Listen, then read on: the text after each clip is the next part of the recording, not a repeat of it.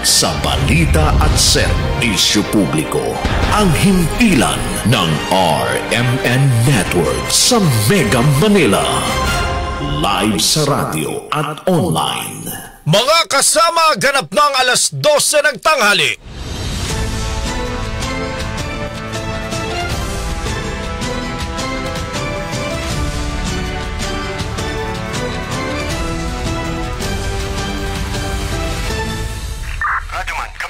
Live pong napapakinggan Radyoman, sa live Luzon, dito. Visayas, Mindanao. Narito na ang mahahalagang kaganapan sa loob at labas ng bansa. Unang-una mong narinig Sabayan na po tayong napapakinggan sa 65 RMN stations nationwide. Nandito tayo ngayon sa Ilagang Signal TV Channel 309 Aris Bigapon kita drip. at sa WRMN New York, USA. Wala pang ibang reporter dito. Napapanood din tayo sa YouTube at Facebook channel ng RMN Worldwide. Mula po sa RMN Broadcast Studios, Atlanta Center, Manila. Narito ang inyong kasamang tagapagbalita.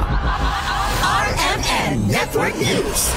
Magandang tanghali mga kasama, 19 po ng Enero, araw po ng Biyernes taong 2024. Narito na po si Radyoman Drew San Fernando. At ako naman si Radyoman El Maracol. At narito na po ang ulo ng mga maiinit na balita. Search, Rescue at Retrieval Operation itinuloy ngayong araw para sa 4 na individual na nananatiling nawawala sa Moncayo, Davao de Oro dahil sa pagguho ng lupa. 300 minero sa Mati, Davao Oriental stranded dahil sa landslide. Samantala naman, all price hike, abay, namumuro na naman sa susunod na linggo. Senador Jinggoy Estrada absuelto sa kasong plunder pero guilty sa panunuhol sa kasong may kinalaman sa pork barrel scam. Pagdaraos naman ang plebisito ngayong taon, hindi pa sigurado ayon sa Commission on Elections. Para sa balita sa ibayong dagat, 55 katao patay sa deadliest winter storm sa Amerika. Mas malakas na pag-ulan ng niebe ibinabala. Sa sports balita naman, Golden State Warriors hindi pa rin makarecover sa pagkashock sa pagkamatay ng assistant coach, ikalawang game ipinagpaliban. Para sa entertainment news, pambato ng Pilipinas sa Miss Global 2024, wagi bilang third runner place. At para sa detalye ng mga maiinit na balita, Network News. Ipinagpatuloy ngayong araw ang Search, Rescue at Retrieval Operation para sa 4 na kataong nananatiling nawawala matapos ang pagguho ng lupa sa Moncayo, Davao de Oro. Sa naturang landslide ay 7 ang napaulat na namatay at 1 ang sugatan. Sa panayam ng RMN Manila kay Franz Irag, Office of the Civil Defense Region 11 Information Officer, kahapon ng hapon nang itigil ang paghahanap sa mga nawawala dahil sa pagbuhos ng ulan. Anya, ang mga biktima ay pawang mga miyembro ng relihiyon na may isinasagawang aktibidad nang maganap ang pagguho ng lupa. May isang Sir Alger, isang pamilya, tapos yung ibang casualties parang ang sabi, parang member ng kanilang religion, and nung nag-landslide, ang sabi is may religious activity na ginagawa doon sa area, particularly doon sa bahay na natabunan po. Sa ngayon, marami pa ring mga individual ang nananatili sa mga evacuation centers at posible pa itong madagdagan. Sinabi ni Irag na sa pinakahuling datos, nananatili sa mga evacuation centers ang 1,489 na pamilya sa Davao de Oro, 534 naman sa Davao Oriental at 541 pamilya naman sa Davao del Norte. Kung pag-uusapan naman ang mga apektadong residente dahil sa sama ng panahon, may naitala na ngayong 5,959 na pamilyang apektado sa Davao de Oro, 43,863 families sa Davao del Norte at 20,000 sa Davao Occidental at 5,704 sa may Davao Oriental. Base pa sa report, nasa 50 barangay ang nalubog ng baha sa Davao Region at 11 ang naitalang insidente ng pagguho ng lupa. Tuloy-tuloy naman ang pamamahagi ng pamahalaan ng tulong sa mga apektadong residente. Yung ating mga social LGUs already able to provide yung initial na tulong para doon sa mga apektado, especially yung mga nag-stay sa mga evacuation centers. And of course, our from the regional level, CDSWD, nakapag-provide na po ng 4,860 family food packs amounting to 3.3 million pesos. And yung mga LGUs natin were already able to provide 1,400 plus na mga food packs naman galing sa sariling pondo po nila.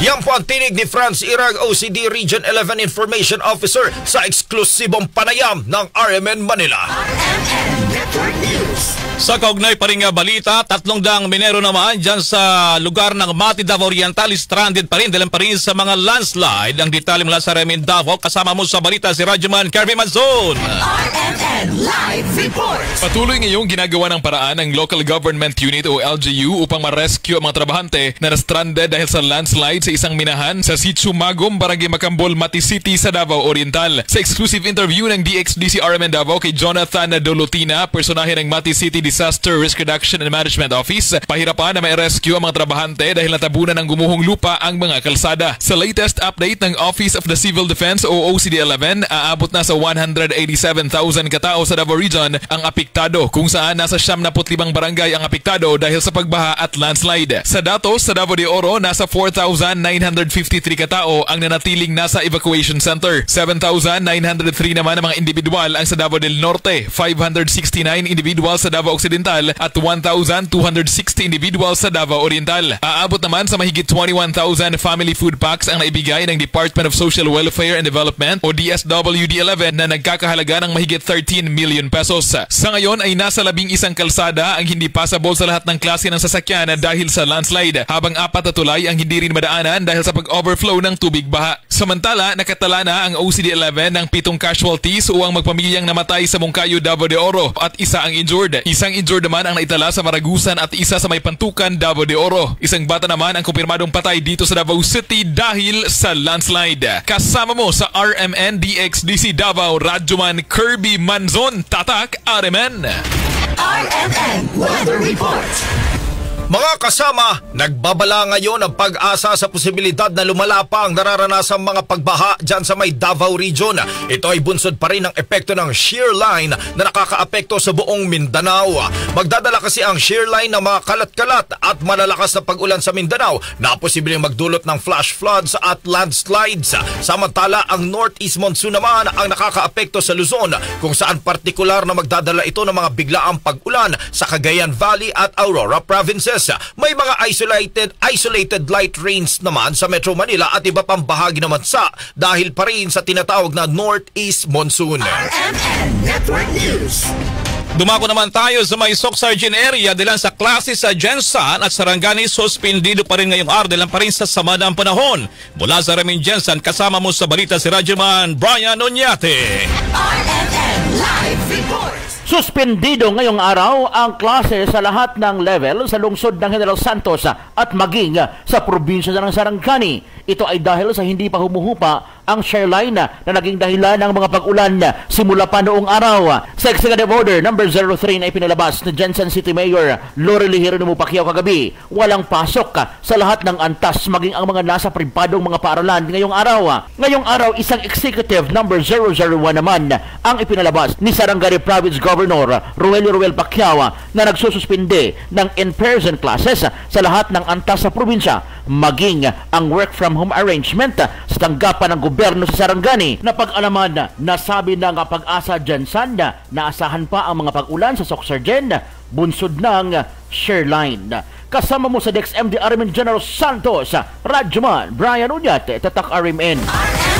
Network News. Sa kaugnay pa rin balita, mga kasama, 6.4 million pesos na tulong nakahanda na sa mga naapektuhan ng shear line. Kasama mo sa balita si Radyoman Angel Ronquillo. Radyoman in action.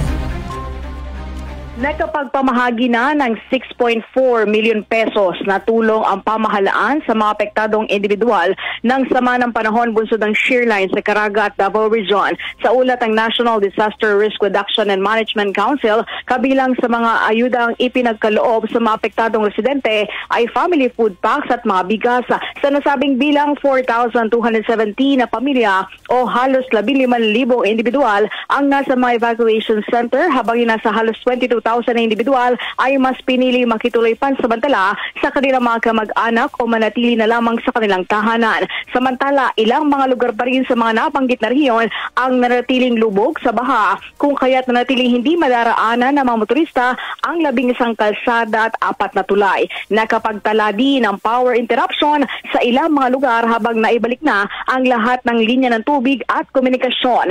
Sa ngayon, 7 na iniulat na nasawi at 2 sugatan dahil sa masamang lagay ng panahon. Kasama mo sa DZXLR Manila, Radyoman Angel Ranquillo, Tatak Arimen.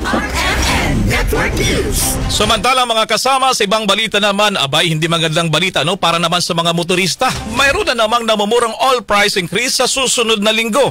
Ayon sa Department of Energy, mayroong hindi kalakihang aumento sa gasolina at diesel sa sunod na linggo na ikatlong price adjustment ngayong taon.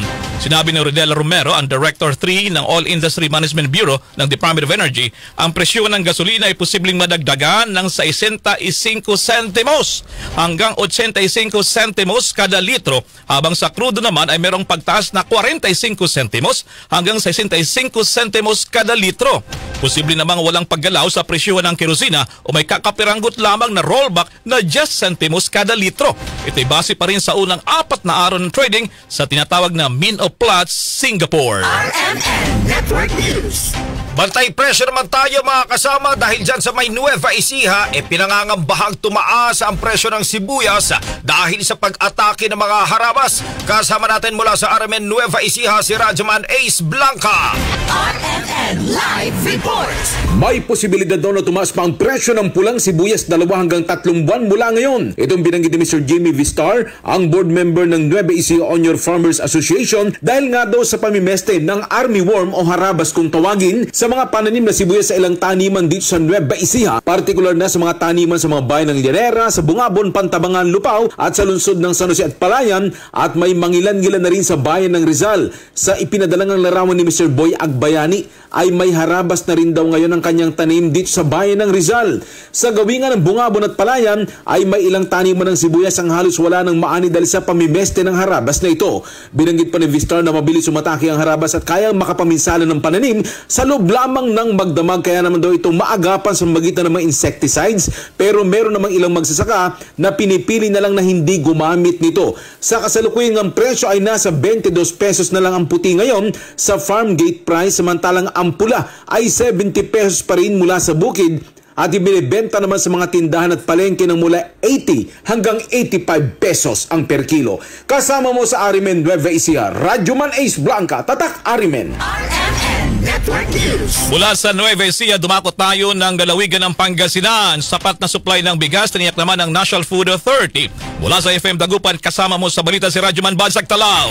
RMN Live Report. Tiniyak ngayon ng NFA Eastern Pangasinan o National Food Authority Eastern Pangasinan na sapat ang supply ng bigas hanggang sa susunod na anihan. Ito mismo ay ayon kay Branch Manager Frederick Dulay, kung saan bagamat hindi naabot ang procurement target ng ahensya nito nakalipas sa taon, tiniyak naman ni Dulay na sapat ang supply ng bigas sa lalawigan. Sa kasalukuyan anya ay may nakaimbag na 20,000 na sako ng tig 50 kilos sa bigas, una sa 1,000 na metriko tonelada at nakakolekta ang ahensya simula Oktubre hanggang Disyembre na nakalipas sa taon. Dagdag pa nito na nata sa 20,805 na sako ang kanilang nakaimbag noong nakalipas sa taon at mas mababa ito sa 485,500 na target ng ahensya. Bagamat nilino ni Dulay na hindi naka-apekto ang mababang buffer stock at walang direktang epekto di man ito sa supply ng bigas sa buong lalawigan ng Pangasinan. Sa kabilang banda, ang NFA naman umaasa makakapag-imbak ng 100,000 na sako ng bigas sa bibilhin sa mga lokal na magsasaka sa darating na anihan. Kasama lang dito sa FM Dagupan, ito si Idol Bansag Talao, Tatak RMN. Network News. Sa ibang balita naman mga kasama, power interruptions muli ibinabala ng National Grid Corporation of the Philippines sa ilang lugar dyan sa may Panay Island. Kasama mo mula sa IFM Roja si Radyoman Joshua Kenneth Aras. RMN Live Report. Dahil sa hindi pa rin establing supply ng kuryente sa isla ng Panay, bunsod ng emergency shutdown ng ilang mga planta, posibleng mag-implementa ang National Grid Corporation of the Philippines ng manual load drop o load shedding sa ilang lugar sa Capiz. Ayon sa Capiz Electric Cooperative, sa paraang ito ay maiiwasan ang total collapse ng grid na posibleng magresulta sa mas mahabang brownout. Ang mga lugar na maaapektuhan ay nakadepende naman sa kulang na megawatts na ibabawas ng NGCP sa supply ng kuryente. Dahil dito ay nagbabala ang Kapelco sa mga Capiznon sa posibleng emergency power interruptions anumang oras ngayon at sa susunod na mga araw. Humihingi naman ang pangunawa ang tanggapan sa mga konsumidor habang patuloy ang kanilang pakikipag-ugnayan sa NGCP. Kasama mo sa RMN DYVR at IFM Rojas, Idol Joshua Kenneth Anas, Tatak RMN Network News. Sa ibang balita naman mga kasama, yung water supply inventory pinagutas rin ng Pangulong Marcos sa gitna ng banta ng El Nino sa bansa. Kasama mo sa balita si Radyoman Janelle Salazar. RMN Live Report. Inatasan ni Pangulong Ferdinand Marcos Jr. ang higit sa 500 water district sa bansa na mag-imbentaryo ng supply ng tubig. Ayon kay Local Water Utilities Administration Administrator Vicente Homer Reveal, ang direktiba ng Pangulo ay bahagi ng paghahanda laban sa epekto ng El Nino phenomenon. Magsasagawa rin anya sila ng information drive sa ugnay sa mga hamon sa water supply. Dagdag pa ni-reveal na may nakahanda na rin silang water conservation measures. Mahalaga rin anyang magkaroon ng infrastructure project bilang tugon sa matinding tagtuyot. Samantala, tiniyak naman ni-reveal na sa kasalukuyan ay sapat pa rin ang supply ng tubig sa bansa. Kasama mo sa DJ XL RMN Manila, Radyoman Janelle Salazar, Tatak RMN. Network News. Sa ibang balita naman mga kasama, tiniyak naman ng Land Transportation Office o LTO na wala silang sasantuhin sa paghuli sa mga kolorum na public utility vehicles, consolidated man ito o hindi. Ito ang naging pahayag ni Attorney Vigor Mendoza II, LTO Chief Assistant Secretary sa panayam ng RMN Manila, kasabay ng direktiba ng pamahalaan na huliin na ang mga papasad ng mga PUV sa February 1 na hindi nag-consolidate. Kaugnay nito, nakikipag-ugnay na rin ang LTO sa mga local government units para sa mga impounding areas ng mga mahuhuling kolorum na mga sasakyan. Muli naman nagpaalala si Mendoza sa mga motorista kaugnay na ipinatutupad nilang no registration, no travel policy. Hindi lang po kolorum yan. Ito po yung ating sinimulan na proyekto last year. No? Ito yung no registration, no travel. No? So pag hindi naka-register sa sakyan mo, pinagbigyan po natin yan, no? Kailangan nun natin impound yan. No? In preparation for that, at saka yung sinasabi yung kolorum, umahanap kami ng mga bagong impounding site. No? Ating existing, punong-puno na po. No? So marami naman po. Marami tayong mga impounding sites nationwide na nakita. No? And also in tandem with government, yung mga idle lots nila, pinapahiram po sa atin. Pero yung consolidated or unconsolidated, pag hindi po kayo rehistrado, mapipilitan po natin impound yan. Yan po ang tinig ni Attorney Vigor Mendoza II, LTO Chief Assistant Secretary sa eksklusibong panayam ng RMN Manila. RMN Network News. Sa ibang balita naman mga kasama, si Jinggoy Estrada absuelto sa kasong plunder pero guilty naman sa panunul sa kasong may kinalaman sa PhilHealth scam. Ito po yung Priority Development Assistance Fund. Ang detalye mula naman kay Radyoman Sylvester Labay. RMN Live Report. Inabsuelto ng Sandigan Bayan si Senador Jinggoy Estrada sa kasong plunder pero hindi naman nakaligtas at guilty sa isa pang count na direct bribery o panunuhol at 2 counts of indirect bribery. Si Estrada ay nasentensyahan ng 8 hanggang 9 na taon para sa direct bribery at 2 hanggang 3 taon naman para sa indirect bribery. Nag-ugat ang kaso sa umano'y maanumalyang paggamit ng senador sa pork barrel na nagkakahalaga ng 183 million pesos na manoy kickback niya sa tinaguriang pork barrel queen na si Janet Lim Napoles noong 2007 at 2009. Napatunayan naman ng 5th Division ng Sandigan Bayan na not guilty ang kanyang co-accused na si Janet Lim Napoles sa kasong plunder na hindi sumipot sa pagdinig pero guilty naman sa 5 counts ng korupsyon sa public official kung saan may parusang 8 hanggang 10 taon na pagkakakulong. Paliwanag naman ni Senador Estrada na gagawin ng kanyang legal team ang lahat ng legal na remedy dahil ang kaso ay maaaring iapila sa Court of Appeals. Kasama mo sa DZXL RMN Manila, Radyoman Silvestre Rambulabay, Tatak RMN. Network News. Sa kaugnay pa rin balita, mga kasama, Senado naman ay iginagalang ang naging desisyon ng Sandigan Bayan sa mga kaso laban kay Senator Jinggoy Estrada. Kasama mo sa balita si Radyoman Conde Batak. RMN Live Report. Iginagalang at kinikilala ng mataas na kapulungan ng Kongreso ang naging desisyon ng Sandigan Bayan sa kaso laban kay Senator Jinggoy Estrada. Ito ang tiniyak ni Senate President Juan Miguel Zubiri matapos na magdesisyon ang Sandigan Bayan Fifth Division na not guilty sa Estrada sa kaso ng pandarambong nito kaugnay sa multi-billion peso port barrel scam noong 2013, pero guilty naman sa mga kasong direct at indirect bribery. Sinabi ni Zubiri na kinikilala ng Senado na mayroon pa rin remedyo na mga aring sa Estrada kaugnay sa desisyon ng Korte sa kanya mga kaso sa ligdarin sa mga umiiral na batas at sa rules of court. Kabilang na anya rito ang paghahain ng motion for reconsideration sa Sandigan Bayan at paghahain ng appeal by certiorari sa Korte Suprema. Binigyan din pa ni Zubiri na ang desisyon ng Sandigan Bayan ay hindi makakaapekto kay Estrada at mananatili pa rin itong senador ng bansa hanggat hindi pa final at executory ang desisyon ng Korte. Kasama mo sa DZXL RMN Manila, Radyoman Conde Batak, Tatak RMN. Network News. Sa ibang balita naman, mga kasama, hindi sigurado ang Commission Elections sa COMELEC kung ngayong taon magkakaroon ng plebisito kaugnay pa rin sa hirit itong controversial na amyendahan ng 1997 Constitution. Sa gitna ito ng patuloy na pagpapadala sa COMELEC offices ng mga pirma na pabor naman sa People's Initiative. Sa naging panayam ng RMN Manila, sinabi ni COMELEC Chairman George Garcia, walang kapangyarihan ng ahensya lalo na't wala pang formal na nagpapadala sa kanila ng petisyon. Depende po kasi yan sa Aldo sa pagpapile ng petition. Again, ang pinaka-trigger po, ang pinaka-simula ng pagkilos ng COMELEC sa mga bagay-bagay ay kapag may na-file sa amin na petition. Hanggang wala pong pinafile na petition, hindi ko po makukompute, masasabi sa inyo sa Aldo kung ito ay pwede maisagawa ngayong taong ito. Sapagkat yung mga signatures po na kinuha, wala po yung expiry date. Wala naman pong nakalagay na date kung saan at kailan niya nakuha. And therefore po, pwedeng magamit ngayong taon, pwedeng gamitin sa susunod na taon o kung kailan man gustong gamitin ng proponent po yan. Para pa kay Chairman Garcia, bagamat hindi dapat ito sabay sa midterm election sunod na taon, mas makakatipid ito lalo na't bilyong-bilyong piso ang kailangan sa isang plebisito. Hindi dapat kasabay ng isang national local election. Dahil sabi ng Korte Suprema, dapat daw po nakafocus ang mamamayan kung gusto niya o ayaw yung mismong pagbabagong yan sa saligang batas.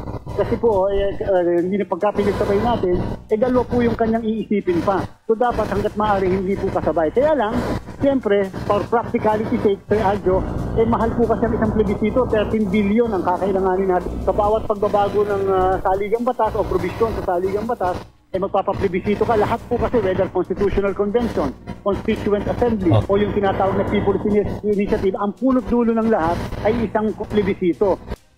Yan ang tinig ni COMELEC Chairman George Garcia sa exclusive interview ng RMN Manila. Kung narito sa pagbubulgar naman ni Albay, Congressman Joey Salceda, target daw ng mga nagsusulong ng People's Initiative para sa charter change na mairaos ang plebisito ngayong buwan ng Hulyo, oras na maabot naman ang target na bilang ng mga pirma.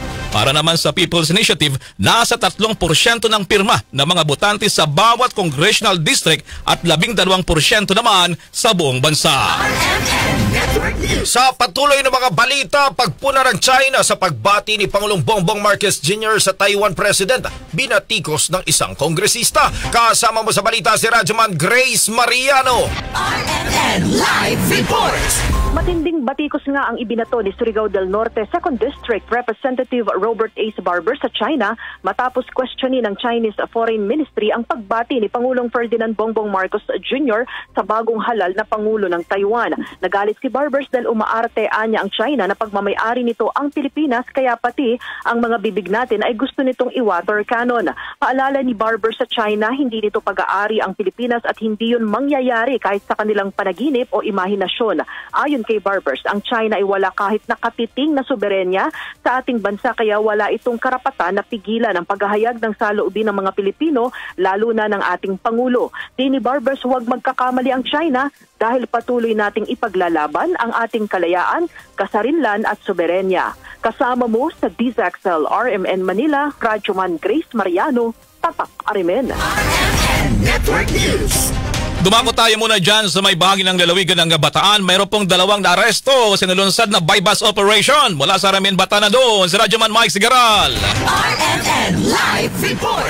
Arestado sa isang anti-illegal drugs operation sa Barangay Palian, Hermosa, Bataan ang 2 suspect. Ay sa ulat mula kay Police Major Ernesto Esguera, hepe ng Hermosa Municipal Police Station, kinilala mga nadakip na sina Mangunday Ayunan Ali at Ana Grace Huaton. Nagresulta ang naturang operasyon ng pagkakumpis sa 25 grams na suspected shabu na may standard drug price na 170,000 pesos kasama ng isang baril, caliber 38 revolver na may kasamang 2 live ammunition at isang fired cartridge. Nagtangka pa umanong tumakas ang isa sa 2 suspect at nagpaputok ng kanyang baril, subalit nagtagumpay pa rin ang mga pulis sa pag-aresto. Dinala ang mga suspect sa tanggapan ng Hermosa Municipal Police Station at naharap sa kasong paglabag sa Section 5 at 11, Article 2 ng Republic Act 9165 at paglabag sa Comprehensive Firearms and Ammunition Regulation, prostrated homicide, direct assault upon agent of person in authority at illegal discharge of firearm. Kasama sa Bataan, Radyoman Mike Sigaral, Tatak, RMN.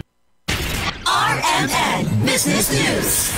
Mga kasama, itinuturing ng isang malaking research group na ang Pilipinas pa rin ang magiging fastest growing economy sa rehiyon ng Asya ngayong taon. Batay sa pagtaya ng ASEAN Plus 3 Macroeconomic Research Office o AMRO, inaasahan nila ang mabilis na pag-angat ng ekonomiya ng Pilipinas kumpara sa mga bansa mula sa Association of Southeast Asian Nations o yung ASEAN na kinabibilangan ng bansang Cambodia, Vietnam, Indonesia, Malaysia, Laos, Thailand, Myanmar, Singapore at Brunei Darussalam. Liban nito, sinabi pa ng ASEAN Plus 3, angat din daw ang Pilipinas maging sa China na may 5.3%, Hong Kong 3.5%, South Korea 2.3% at Japan na may 1.1% rating. Gayunman, kung maaabot ng bansa ang 6.3% GDP growth, mas mababa naman ito sa target ng Philippine government sa pagitan ng 6.5 to 7.5% para sa taong 2024. Kabilang naman sa posibleng makaapekto sa tuloy-tuloy na paglakas na ekonomiya ngayong taon ay ang impact ng El Nino, global commodity prices, mahinang economic growth sa China at iba pang tinatawag na geopolitical tensions. RMN Network News. Mga kasama, balita naman sa ibayong dagat, humigit kumulang 55 katao na ang nasawi at 10 naman sa magkakaibang estado sa Amerika.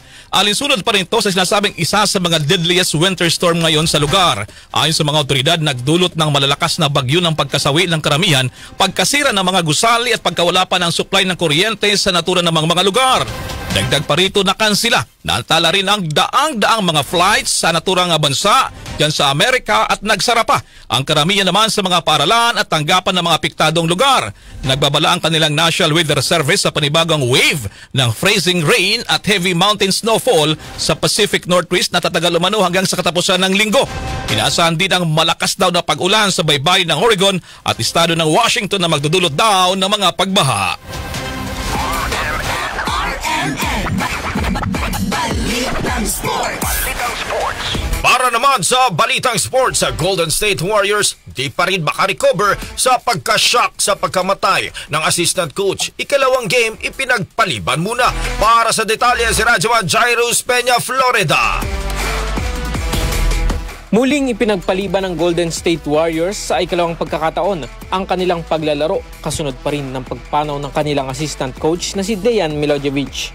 Nakatakdasa ng harapin ng Warriors ang Dallas Mavericks. Kahapon din ay napospone ang game sana ng Warriors kontra naman sa Utah Jazz. Kung maaalala, dumanas ng heart attack ang 46 years old na si Milojevic bago ang game nila sa Utah. Sa ngayon ay wala pang petsa kung kailan isasagawa ang 2 games ng kupunan. Mistulang hindi pa makarecover ang team, lalo na't malapit sa players ang pumanaw na Serbian coach. Inilarawan naman ni Warriors head coach Steve Kerr ang pangyayari na shocking at tragic para sa malalapit sa pumanaw na assistant coach. Samantala, habang nagdadalamhati pa ang buong Warriors team, ay sunod silang sasabak sa game sa Huwebes sa susunod na linggo. Para sa ating RMN Sports, Radyoman Jairus Peña, Florida, Tatak RMN. Samantala mga kasama, sa katatapos lamang na game dyan sa NBA, abay talo na naman ang Washington Wizards ng New York Knicks 113-109, habang nakalusot naman ang Chicago Bulls kontra sa Raptors 116-110. Entertainment News. Para naman sa entertainment news, pambato ng Pilipinas sa Miss Global 2024, wagi bilang third runner place. Kasama mo sa balita si Radyoman Alex Forake. Itinanghal bilang third runner-up ang pambato ng Pilipinas na si Luis Katrina Pearl sa ginanap na Miss Global 2024. Makikita sa larawan na nakasuot si Pearl sa kanyang preliminary costume ng tinaguriang tandikan na inspire sa features ng Palawan Peacock Peasant. Ang kanyang overall look ay influence ng Filipino warrior queen. Suot din ni Pearl para sa kanyang coronation night ang isang yellow beaded gown at nag-sparkle ito habang siya'y gumagalaw. Sa nasabing pageant, itinanghal na fourth runner-up si Miss Vietnam Duan Tu Toy, second runner-up si Miss Thailand Connie Karn Sapitayaporn, first runner-up si Miss Samoa Helene Pearl Kurupo at itinanghal bilang Miss Global 2024 si Miss Puerto Rico na si Ashley Melendez na ginanap naman sa Phnom Penh, Cambodia. Yan ang ating entertainment news. Alex Forak at Tatak RMN. RMN Network News. At sumayin niyo po ang mga nangungunang balita. Ako po si Radyoman Drusen Fernando. At ako naman si Radyoman El Maracol. Mula po rito sa RMN Broadcast Studio, Atlanta Center, Manila, sa mga taga Isabela na imbag nga aldaw, kada kayo amin, marami pong salamat. Inyo pong natunghayan ang RMN Network News.